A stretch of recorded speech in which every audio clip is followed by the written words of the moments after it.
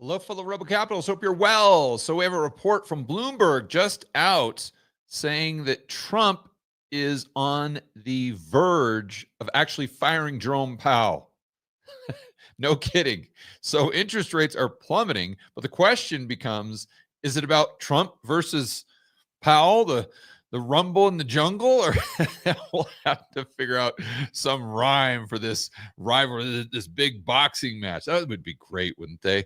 If they actually did box Trump versus Jerome Powell, and if Trump wins, then Jerome Powell has to quit in disgrace, and then if if Powell wins, then he gets to like shave Donald Trump's head or something like that. That would be fantastic, wouldn't it?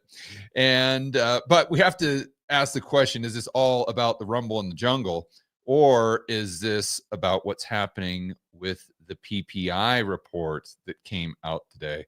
All right, lots to go into, guys. So first and foremost, let's shoot over to this Bloomberg article that I just saw. I had heard rumblings on Twitter about this, that it was getting closer and closer and it might be a reality.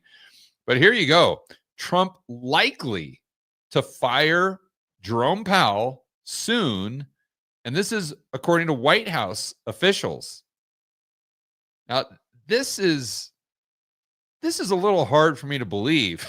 But I can't, even Trump, I can't imagine that he would actually fire Powell. I don't even know if he has the legal authority to do that. Maybe he does. Let's get into this article here. Let me zoom in for you guys. And keep in mind, one of the reasons why interest rates could be down on this news is because Donald Trump has come out and explicitly said that he not only wants interest rates, the Fed funds rate, lower, he wants Jerome Powell to drop by 300 basis points. He wants it to be 3% lower. So he wants to take Fed funds basically down to 1.25%. And so if you guys watch my videos, especially my whiteboard videos, I talk about how, in my view, Trump would like interest rates a lot lower than the ECB because he thinks whoever has the lowest interest rates, that's who wins. And this was prior to him saying that he wants to drop by 300 basis points. And sure enough, he comes out and says, you know, the quiet part out loud and confirms exactly what my suspicions were that I've discussed on this video, or on these videos and the whiteboards. But let's get into this here. President Donald Trump, again, likely to fire Federal Reserve Chair Jerome Powell soon. Discussed the possible move in a meeting with congressional Republicans on Tuesday night. While the lawmakers voiced support for the move, which would likely royal? I don't even know what that means. Anyway, financial markets and lead to a consequential legal showdown. Yeah, I don't know if he can just, you're fired. I don't know if he can just do that with Jerome Powell. The Fed declined to comment. It's a shocker. S&P quickly erased a modest gain and was down. We'll go over to how markets responded here in a moment. We were talking about interest rates, but I'm sure we got some more action other than just the Treasury market. The president has repeatedly expressed frustration. Yeah, we know that. Trump made comments in a meeting with GOP lawmakers who voted against the cryptocurrency regulation. Okay, that was kind of a side note.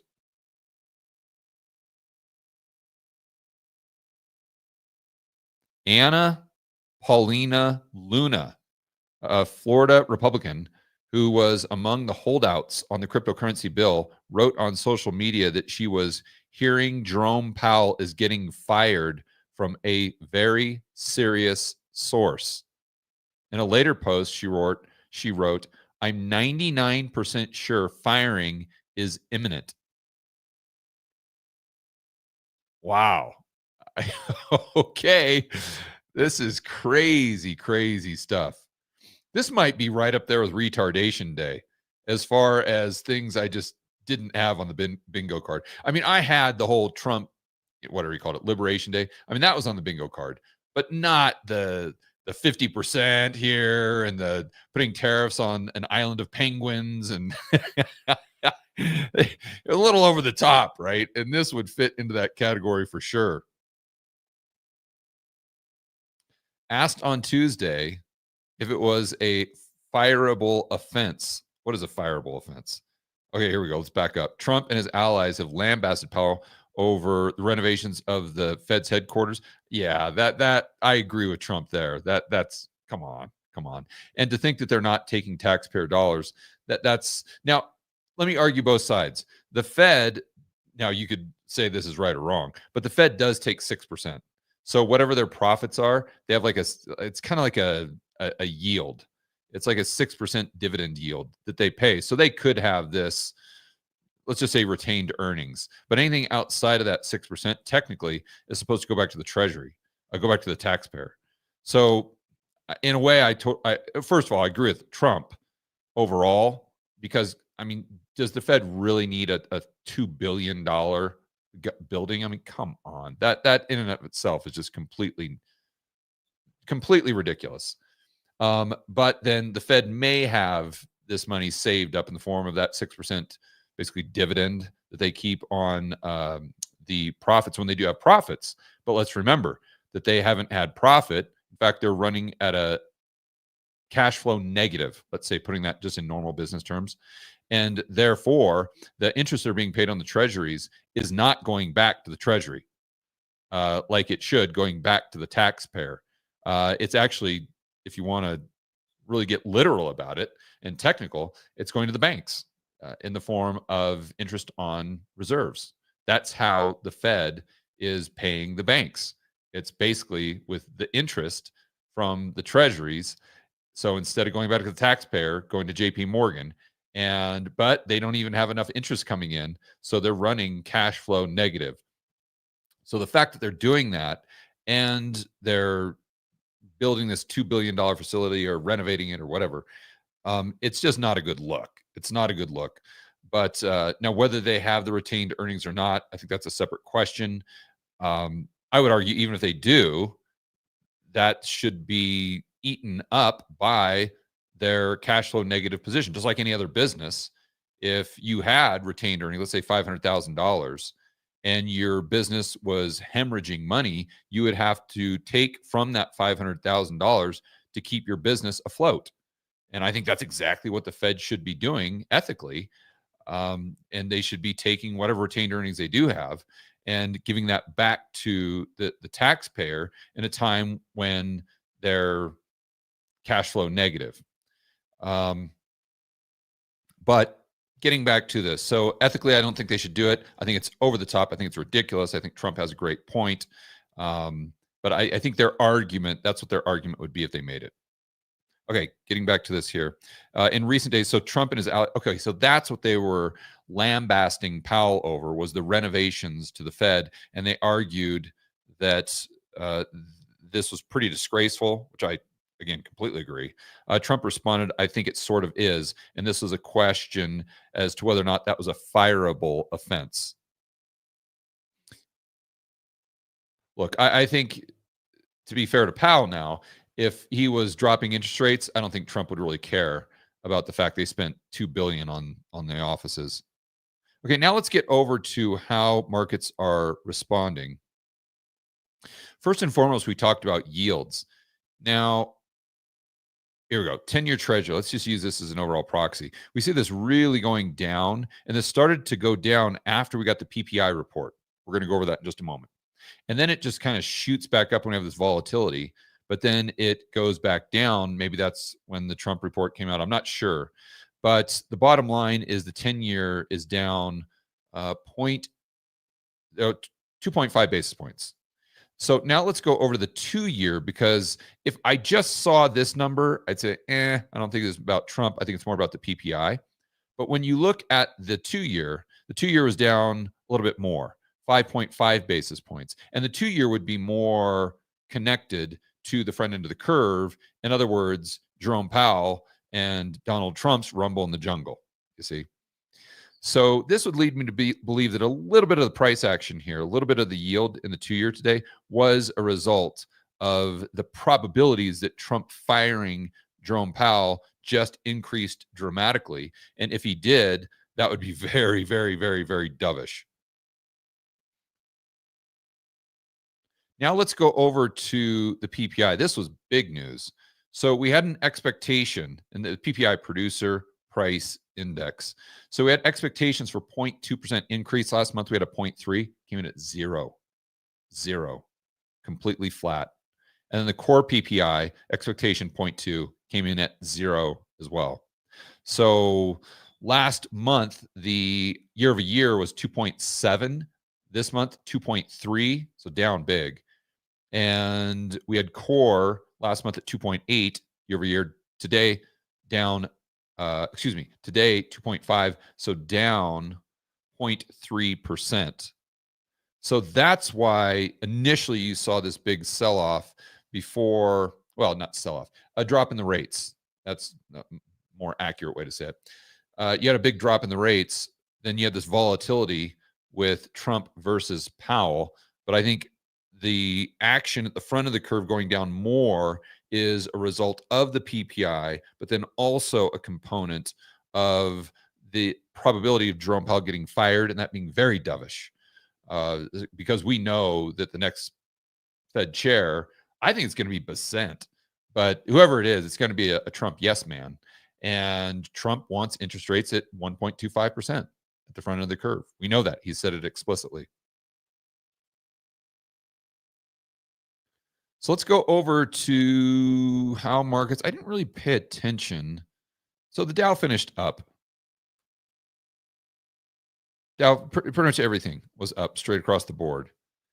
And we go over to Bitcoin that's had a wild ride here. And it's up almost at 120. So tons of volatility here. I think a lot of it has to do with the headlines right here you see on CNBC with this, this stable coin. I think it's just kind of a mania whenever you hear the possibility of stable coins or Bitcoin reserve with the government, anything like that. Whether that's going to play out or not, that's debatable.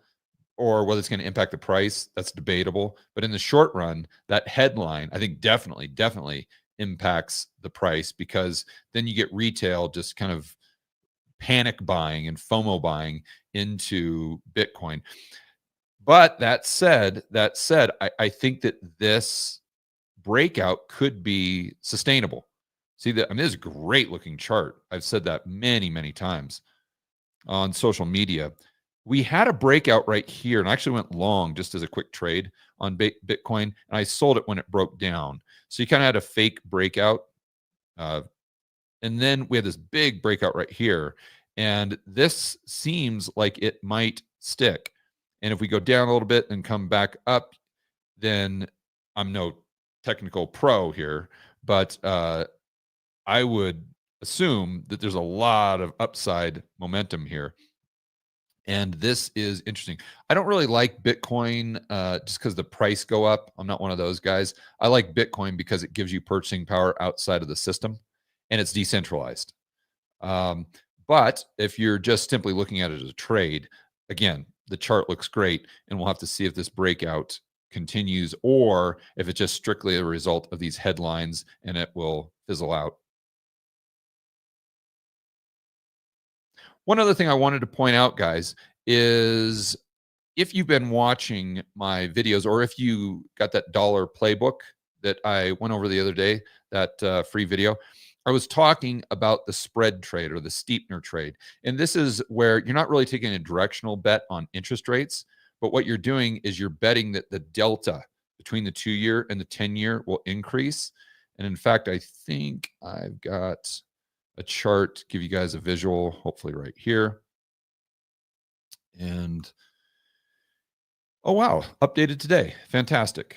So you see how this kind of bounces around. It gets down to 45 basis points, and now we're up to 55, maybe 56 basis points.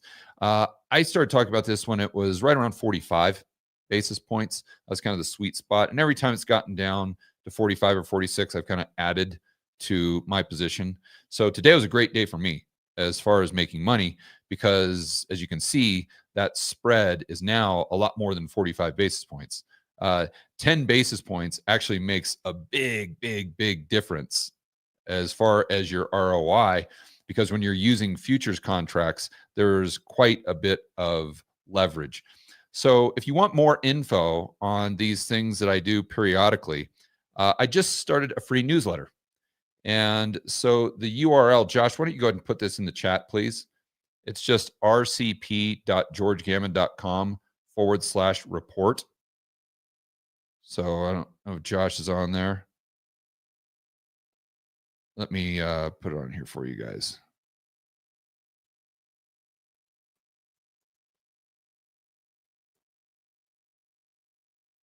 There you go. I just put it in the chat, and then we'll put it in the description of the video. Basically, the page looks like this. So it's just, here's the Rebel Capitalist Pros, as you guys know. And so there's the Rebel Capitalist Pro Report. It's just a free weekly kind of, we're calling it an intel drop, just the highlights from the private investing community, which is Rebel Capitalist Pro. So you sign up. It's a way for us to build our email list. And I'm going to try to shoot these out once a week for you guys, so you can kind of stay posted on anything that we're doing or discussing as far as strategies, kind of trade ideas, or macro analysis within Rebel Capitalist Pro. All right, guys, on that bombshell, enjoy the rest of your afternoon. As always, make sure you are standing up for freedom, liberty, free market capitalism. We'll see you in the next video.